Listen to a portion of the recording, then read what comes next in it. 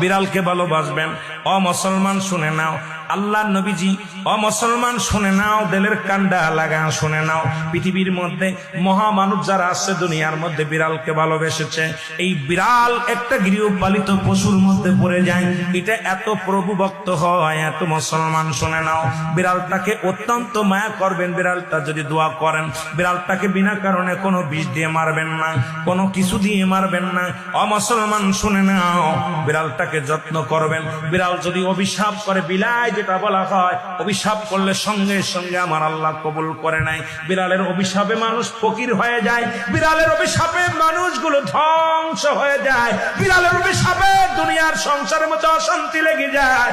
বিড়ালকে ভালোবাসলে, ও মুসলমান শুনে নেও, এই বিলাইকে ভালোবাসলে, বিলাই যদি দোয়া করে, বিলার দোয়ায় মক্কা মদিনা অসংখ্য বিড়াল আছে যারা মদিনায় গেছেন হজ করতে, আমাদের সভাপতি সাহেবও গেছেন, অসংখ্য বিড়াল গুলো